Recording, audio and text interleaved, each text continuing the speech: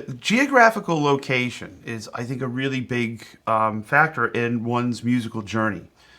We grew up, my family grew up in a very lower middle class neighborhood in upstate New York, outside of Utica, and all it did was rain in the Rochester. summer. That's right. And then when it was not raining, it was cold, and when it was not cold, it was sleet, and then it was snow. It wasn't exactly, let's say, a summer sports mecca. No. You know, although we did have a few professional baseball players coming out of our area. But so, when it's November, 26th, and it's gray, you get home from school. You're not going outside. Right. You're not riding your bike. So what are you going to do? Put on a record and then you have a guitar. And my dad was a guitar player. He is a guitar player. He owned a music store and did other things. He played in bands. And my grandfather was a trumpet player, very accomplished trumpet player, and played in the military bands. And my great-grandfather, Beato Bonamassa, was pretty much the one who started the family in music. My grandfather would be into, Dizzy Gillespie and Maynard Ferguson and Arturo Sandoval, and my dad wanted to go, he wanted to play Leslie West, Right. or Black Sabbath, or, he loved heavier, sludgy blues rock. And so my grandparents lived next door to our house, which is pretty much an Italian thing. It is Italian. The whole thing, family yeah. would, a couple of blocks. So I would go and hear jazz, and my grandfather, and actually my first instrument technically was trumpet. Okay.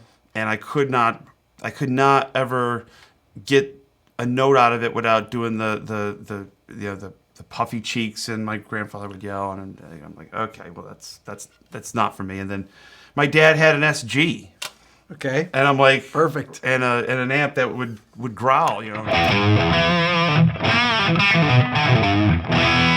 To this day, when I was able to first get an E chord in tune and was able to do this, I was like, I'm hooked. And you turn up real loud, and it pisses people off, and it's like, I'm like, yeah, I can get down with this.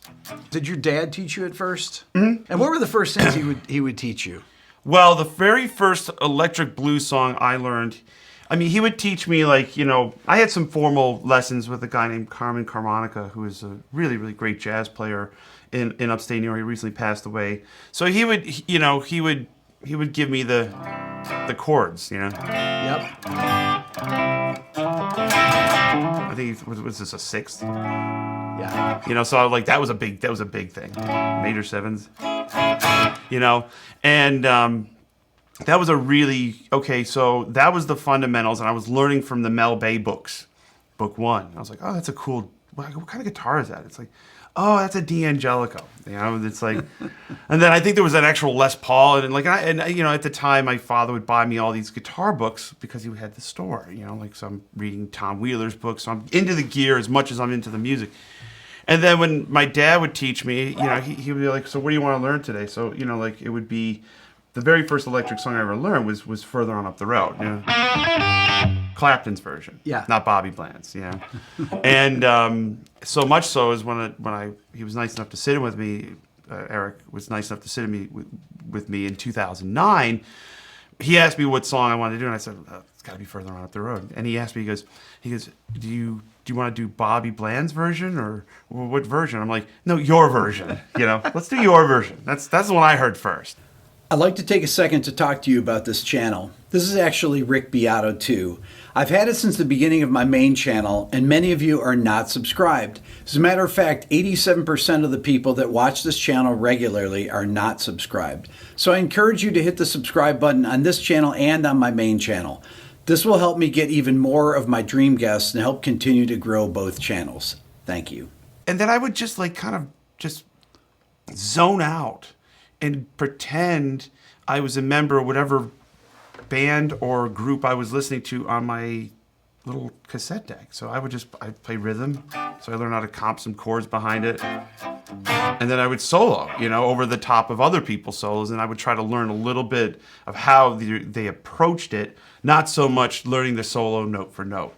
And because I was like, well, I want to try to create my own thing. And then when I heard Eric Johnson, I was like, well, I can't do that, but I really like that. So then I said, well, I can do bastardized version of that, which done pretty well with. And I always apologize to the two Erics. I'm like, dude, you have no idea how much I've ripped from you. Okay. And both Erics are very gracious. Like, hey, listen, we all get it from somewhere. But especially Eric Johnson. Every time I see him, I'm like, I apologize in advance for what you're about to hear. But Joe, even figuring out Eric Johnson style lines back in the 80s, before there were tab books that had it, you had to have a great ear to do that. And all the stuff that you learned when you were a little kid, you had to learn basically by ear. Yeah. Tab books didn't really start to the late 80s or so, but you were learning all this stuff by ear off a cassette. or record. Record. And you basically, what you do is have a cassette deck, you play a phrase, and then you do a quick rewind.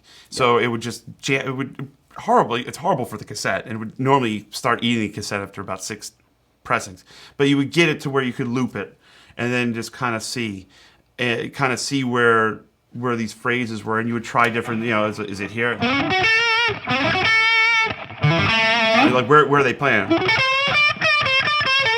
It all kind of sounds different, Right. And which actually develops your style. It really does, because like when you're listening to John Mayall and the Blues Breakers, the Hideaway, I was like, I can't remember. Well, that's kind of like, well, Freddie played it like that, but and I was like, oh, up here. I was like, okay. When he hit that, that's when I go, okay, he's up a register, but on lower strings. Right. So it's higher on the fingerboard, but warmer in tone. And then I discovered that these things had these things. I was like, oh, these don't have to be all the way up all the time. So if you want to,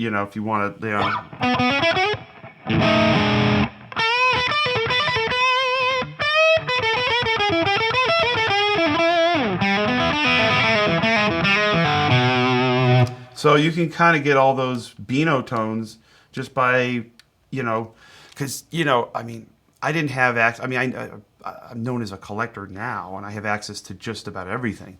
But back, I had an amp and a guitar. I had a Silvertone 1481, single 10 or 12, maybe put out 8 watts, but it was just low enough in volume to where I can crank the cassette deck and have enough headroom to play. Right.